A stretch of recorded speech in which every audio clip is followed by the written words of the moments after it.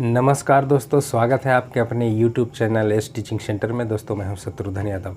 आज के इस वीडियो में सिकंदर से संबंधित महत्वपूर्ण तिथियां तथा सिकंदर से संबंधित महत्वपूर्ण घटनाओं को समझने का प्रयास करेंगे। और दोस्तों मुझे आशा है कि यह वीडियो देखने के बाद सिकंदर से संबंधित महत्वपूर्ण प्रश्नों को भी आप हल आसानी से कर लेंगे। तो चलिए शुरू करते हैं। दोस्तों सिकंदर के बारे में जानने से पहले आपको इन तिथियों पर नज़र रखना होगा, क्योंकि ये सभी तिथियां जो है सिकंदर से संबंधित है। और ये ईसा पूर्व की कहानी है, एंशिएंट हिस्ट्री में जो है यह पढ़ना है।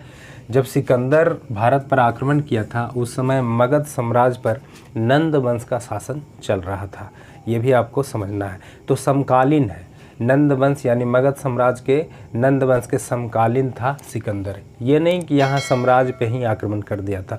इन लोग तो ब्यास नदी के पार करने से ही इनकार कर दिया था और वापस लौट गया था। जबकि झेलम नदी के तट पर एक युद्ध भी हुआ पंजाब के शासक पोरस से, तो वो अलग बात है। तो चलिए सिकंदर से संबंधित सबसे पहले जानकारी ले लेते हैं कि सिकंदर का पिता का नाम जो है फिलिप था और सिकंदर का गुरु अरस्तु था और सेनापति जो है सिल्यूकस निकेटर और जल सेनापति निर्याकस था। हाँ, सिकंदर के घोड़ा का नाम बहुकेफला था। बहुकेफला से संबंधित एक प्रश्न और भी पूछा जाता है कि बहुकेफला नामक नगर कहाँ, किस नदी के तट पर है। तो झेलम नदी के तट पर सिकंदर ने बहुकेफला नामक एक नगर ही बसाया था, यानी अपने घोड़ा के नाम से नगर बसाया था झेलम नदी के तट पर। इसे आप याद रखेंगे। तो ये तो था बेसिक कंसेप्ट। अब देखिए इन तिथियों से संबंधित कौन कौन सी घटनाएं हुई थी, ये यदि आप समझ जाते हैं तो सिकंदर से संबंधित प्रश्न आपसे नहीं छूटने वाला है। ठीक है, देखिए 359 ईसा पूर्व में 359 ईसा पूर्व में क्या हुआ था। सिकंदर के पिता फिलिप गद्दी पर बैठे थे। सिकंदर के पिता फिलिप जो है गद्दी पर बैठे थे।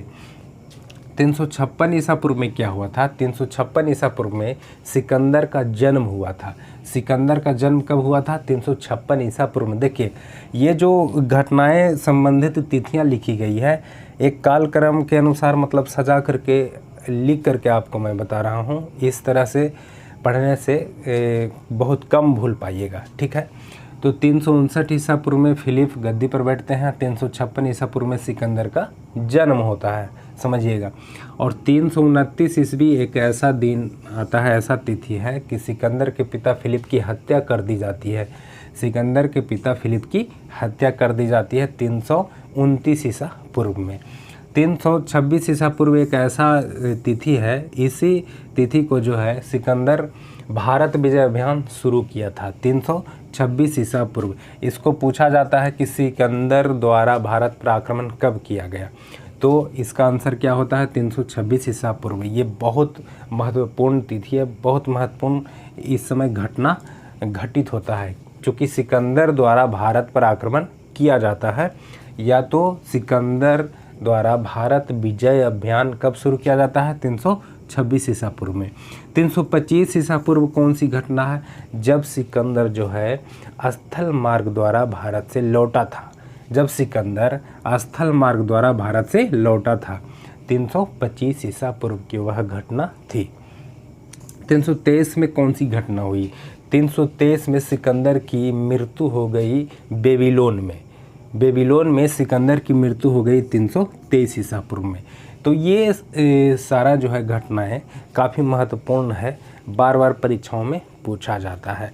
तो इस तरह से मैं आपको एक सलाह दूंगा कि कोई भी हिस्ट्री यदि पार्ट आप पढ़ रहे हैं तो किसी भी चीज़ को पढ़ने से पहले ना ये तिथि को एक जगह जो है क्रमबद्ध लिख करके, उन घटनाओं को लिख कर थोड़ा सा उस पर अमल कीजिए, थोड़ा सा मतलब सर्च कीजिए कि कौन कौन सी घटनाएं हुई थी। इस तरह से पढ़ने से आप नहीं भूल पाइएगा, जल्दी नहीं भूल पाइएगा, बार बार देखने से कभी नहीं भूल पाइएगा। एक बार पढ़े हैं छोड़ दीजिएगा, फिर भूल जाइएगा।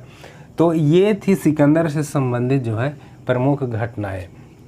और बहुत सारे मतलब इसमें पूछा भी जाता है पॉइंट की जो है ब्यास नदी को पार करने से इनकार क्यों कर दिया सिकंदर के सेना। तो बहुत सारी घटनाएं थी, मतलब हो सकता था, मतलब इन लोगों को घर का याद भी आ रहा था, थक भी गया था बहुत, और इन लोगों को लग रहा था कि नदी के उस पार जाएंगे तो क्या हो सकता है, नहीं पार कर पाएंगे, नहीं कर पाएंगे, मतलब बहुत सारी घटनाएं थी। झेलम नदी के तट पर जो है एक हाइडिया स्पीच का युद्ध होता है। झेलम नदी के तट पर पंजाब के जो शासक थे पोरस और सिकंदर के बीच होता है। उस युद्ध का नाम है हाइडे स्पीच या तो झेलम युद्ध। झेलम या बितस्ता जो पुराना नाम था बितस्ता झेलम का, तो ये जो है पूछा जाता है प्रश्न। तो इतना संबंधित था सिकंदर से रिलेटेड और इन्हीं से ज़्यादा प्रश्न जो है पूछे जाते हैं कॉम्पिटिटिव परीक्षाओं में। यह वीडियो यदि अच्छा लगा हो तो चैनल को सब्सक्राइब करके बेल आइकन ज़रूर प्रेस कीजिएगा और मिलते हैं अगले वीडियो में। तब तक के लिए जय हिंद।